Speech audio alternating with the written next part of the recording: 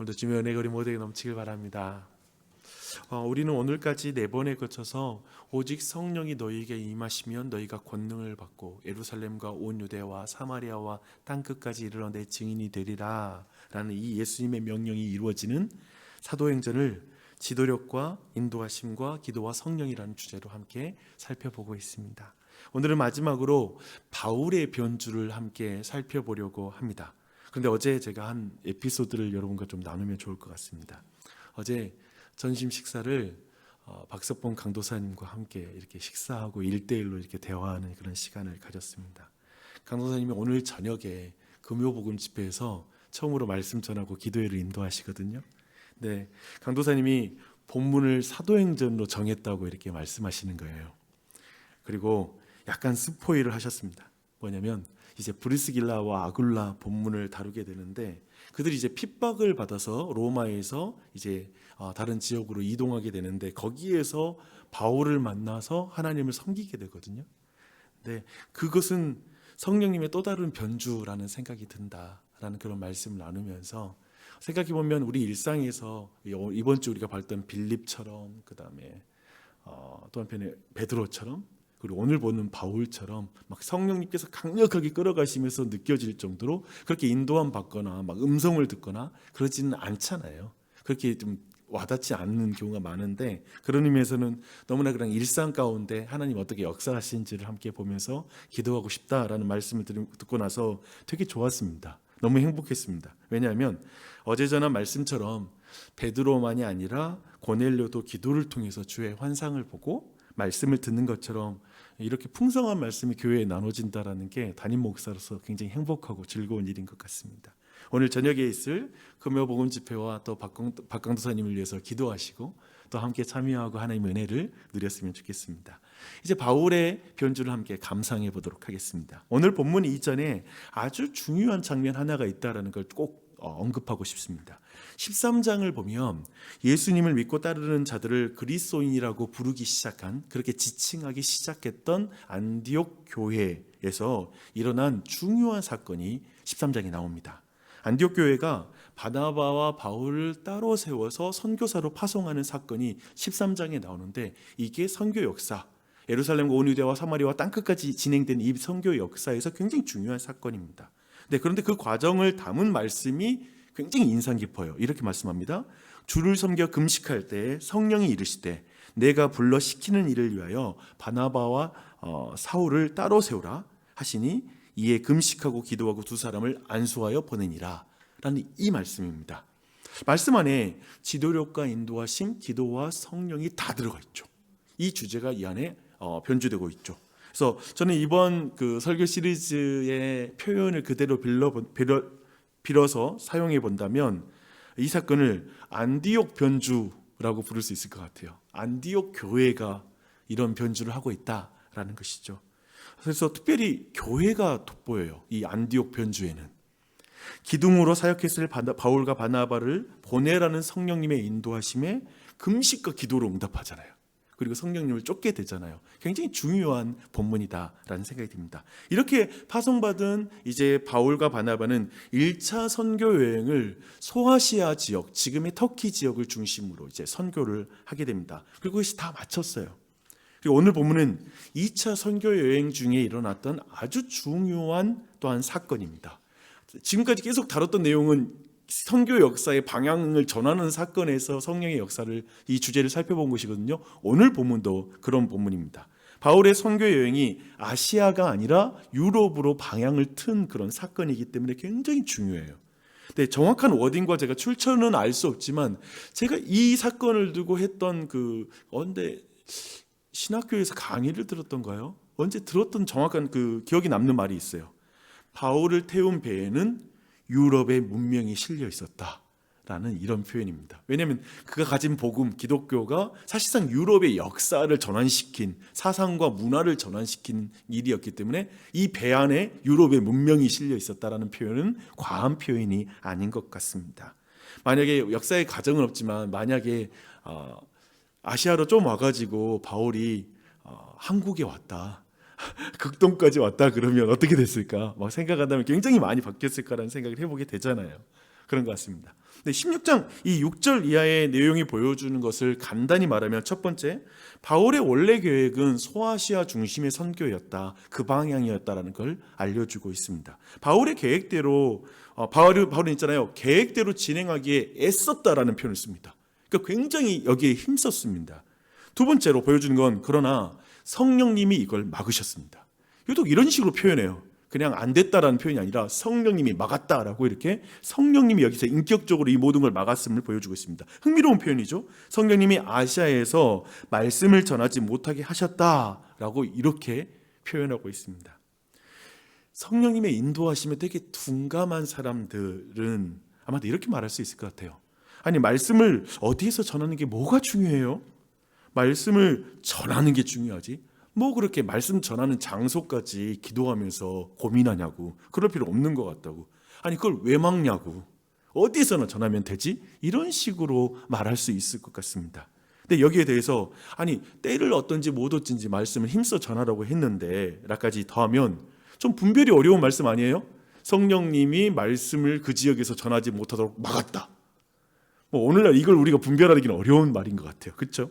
그러나 성경은 말씀을 전하는 지역도 성령님의 인도하심 속에 있다라는 걸 지금 강조해서 우리에게 알려주고 있습니다.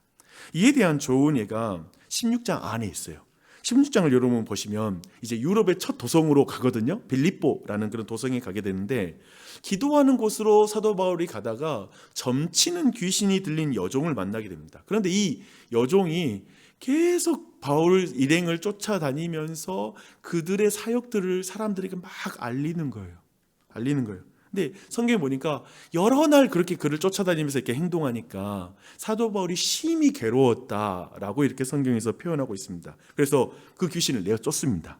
근데 여기에서 제가 질문이 있었어요. 어떤 질문이 있냐면, 아니 귀신 들리는 여인을 만난 그 첫날에 사도 바울이 그 귀신을 쫓아내야 되는 거 아닌가?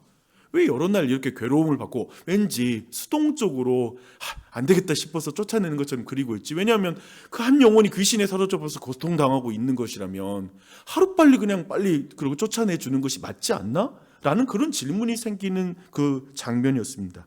근데 여기에 대한 굉장히 수많은 신학자들의 좋은 해석과 설명이 있습니다. 그런데 저는 이 상황에서도 저는 사도 바울이 성령님께 의지해서 그 시점을 분별하고 있는 것이 아닌가라고 또 생각해 봐요. 아까 말씀처럼 어느 지역에서 말씀 전하는 게 뭐가 중요해? 라고 말하는 것이 있다면, 또 한편에 아니 이렇게 귀신 쫓아내는 게 얼마나 좋은데 빨리빨리 쫓아내야지, 우리의 마음은 그렇지만 사도 바울이 오직 이 사도행전의 강조점을 따라가면 성령님의 인도하심을 따라가는, 거기에 민감하였다라고 말할 때 도리어 그 시점조차도 그것을 따랐다라고 보는 게 더 알맞은 해석이 아닌가 싶습니다. 저는 그런 의미에서 사도 바울이 이렇게 그 상황에서도 그 시점을 고민할 때에도 저는 오늘 본문에서 사도 바울이 깊이 자신이 배웠다고 생각해요.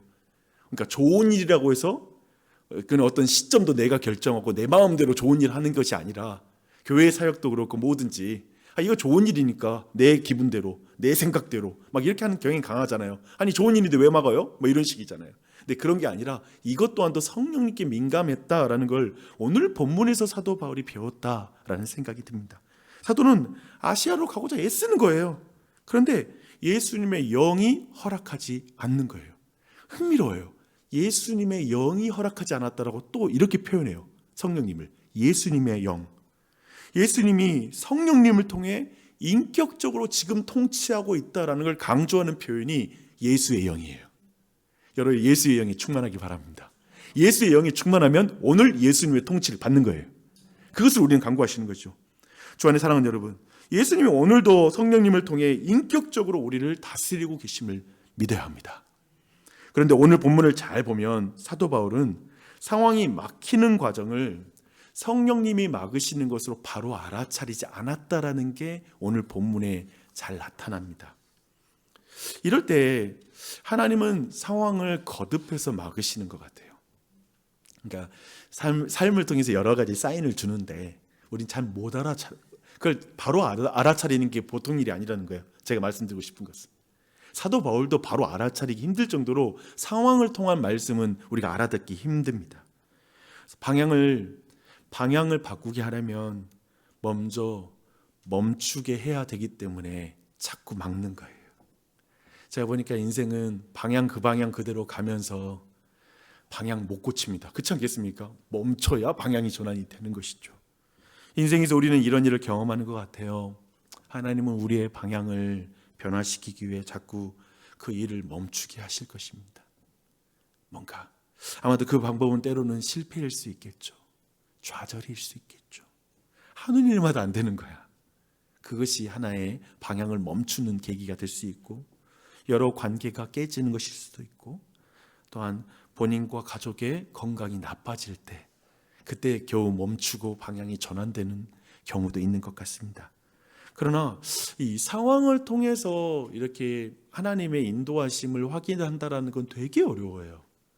여러분 그런 거 경험하지 않으세요? 뭐냐면 이 상황이 넘어가야 할 상황인지 돌아서야 할 상황인지 분별하는 게 쉽지 않습니다. 그렇잖아요. 이 상황을 하나님께서 이기라고 하시는 이 상황이야, 아니면 이 상황에 지금 내가 나를 돌아보고 방향을 바꾸라는 말씀이야, 이걸 분별하는 건 보통 어려운 일이 아닙니다. 그래서 멈추고 기도해야 합니다. 기도해야 됩니다. 기도해야 됩니다. 멈추고 기도해야 돼요.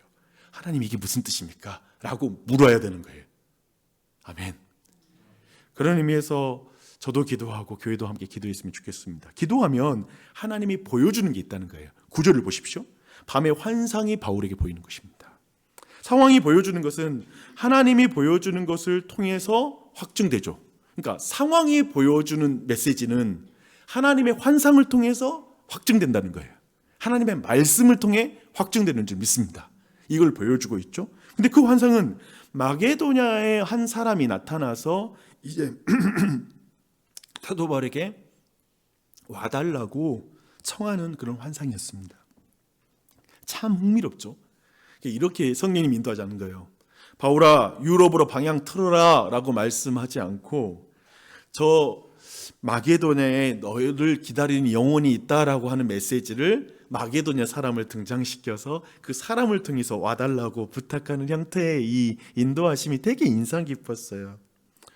저는 대학을 졸업하고 2년 6개월 동안 선교지를 다녀왔습니다. 제가 정한 선교 지역은 제가 원래 그 당시 예전에 한번 나눴던 것 같아요. 최근에 아무도 가지 않는 땅에 제가 가겠습니다. 막 이런 생각이 충만했었던 터라서 공산권 그다음에 플러스 이슬람권, 이 두 지역이 한 지역만 해도 잘 안 가려고 하는데 두 개가 컴바인 돼 있는 그 지역을 보는데 신장 우이구르 자치구가 보였어요.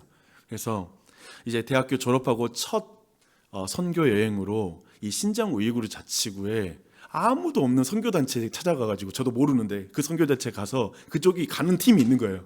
그래서 저 좀 끼워달라고 해서 그 선교 지역을 제가 처음 다녀왔습니다.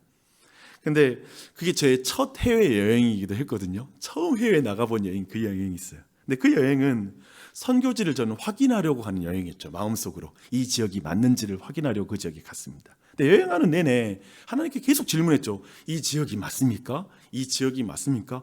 아무런, 여행이 3주 동안 진행됐는데 2주가 넘어가도록 아무런 감동이 없는 거예요. 그거 아세요? 엄청난 막 기대감을 가지고 하나님 음성 들어왔는데 계속 아무 말씀이 없으니까 막 마음이 애타기 시작했죠. 그런데 이제 한 2주가 넘어갈 즈음에 한 시골 마을에 가게 됐어요. 네, 그곳에 갔는데 우리가 이제 또 마을을 배회하니까 한 어린 아이들이 우리를 만나서 우리를 자기 집으로 초대하는 거예요. 그리고 나선 차와, 그리고 되게 추운 날이었는데 따뜻한 차와 그리고 이렇게 빵을 나눠줘서 그걸 먹고 재미있게 함께 논 거예요. 그 집에서 어른들이 없었어. 그래, 그 애들과 놀다가 이제 시간이 돼가지고 떠난다니까 애들이 울기 시작하는 거예요.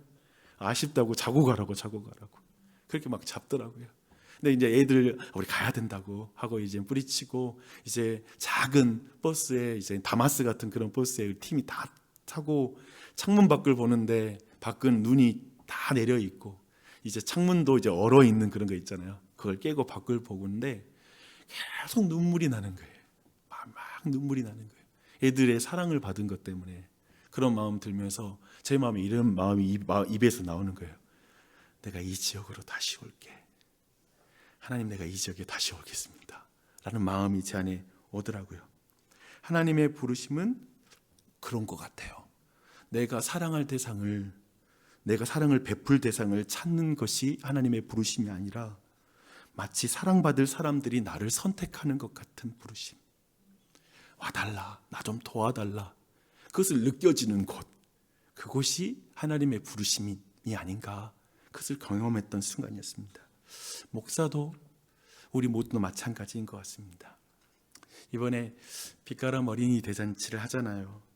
사실 여기에 동참하는 건 나 여기에 동참하기로 결정했어, 내 선택이야 라고 할 때 제대로 참여할 수 없는 것 같아요. 그저 이 땅에 영혼이 보이기 시작하는 것을 통해 죽어가는 영혼들이 있고 거기에서 많은 영혼들이 나 좀 와주라, 나에게 와서 복음을 전해줘 라고 하는 것을 보기 전까지는 진짜 그 부르심에 적극적으로 반응할 수가 없는 거죠. 놀라운 역설이죠. 내가 선택해야 모든 것이 적극적으로 하는 게 우리잖아요. 내가 선택해야 되고 누가 말하면 그대로 따라가는 거 싫어.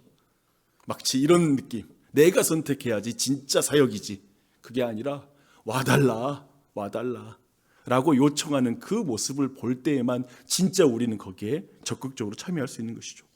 그래야만이 어떤 의미에서 또 전도 훈련을 받을 수 있는 동기도 생기는 것 같습니다. 이번 주 주말 그리고 앞으로 또 얼마나 꽃 구경 가야죠. 그것도 좋은 일인 것 같아요. 그런데 영혼이라는 꽃도 얼마나 아름답습니까? 그래서 내가 이 일에 훈련 받아야 되겠다라고 하는 것도 귀한 것 같아요. 그러나 여러분 기억하십시오. 좋은 것이 아니라 성령의 감동으로 온 교회가 반응하는 게 더 중요해요. 오늘 말씀 그걸 말하죠. 성령의 감동함으로 그 일에 참여하는 것이죠. 나주신 장로교회가 선교적인 교회가 되는 것, 정말 이 땅의 부르심을 온전히 이루는 교회가 되는 것, 왜 이 교회를 여기에 세워놨을까라는 목적을 이루게 되는 것, 그것은 분명 우리가 이제 다 준비됐으니까 이제 좀 더 밖을 봐야지 막 이 정도의 어떤 생각을 가지고 바라보는 것이 아니라, 우리의 결정이 아니라 도리어 우리에게서 와서 도우라, 우리에게로 와서 도우라라는 이 도시의 외침을 들어야 된다. 영혼들의 외침을 들어야 된다. 회사의 사람들의 외침을 들어야 된다라고 믿습니다. 이 소리를 듣는 사람들이 하나씩 교회 안에서 일어나는 것이죠. 사도는 환상을 보았을 때 드디어 방향을 틀어서 이때부터는 마게도냐로 떠나기를 힘썼다라고 성경이 표현합니다. 재밌어요. 그냥 힘쓴 게 아니라 간절히 힘쓴 것입니다, 여러분. 흥미롭죠? 사람들은 자기가 원하는 방향이 틀어지면 이제 다른 쪽으로 방향으로 갈 때에는 터벅터벅 걸어가요. 억지로 끌려가요. 열정이 없어요. 그렇지 않습니까? 그러나 사도는 달라요. 왜냐하면 성령님의 인도하심을 받는 게 인생의 목적인 거예요. 내가 원하는 계획이 이루어지는 게 그게 인생의 목적이 아닌 거예요. 내가 원하는 게 계획이 이루어지는 것이라면 방향 틀어지면 힘이 떨어지지. 그런데 성령님의 목적이 이루어지는 것이 돼버리면 내 방향이 틀어져도, 계획했던 게 틀어져도 거기에 더 큰 열정을 가지고 나아갈 수 있는 것이죠. 수동적으로 바뀌었으나 적극적으로 반응하는 것이죠. 저와 여러분이 이 사도 바울의 변주를 배웠으면 좋겠습니다. 인생을 보십시오.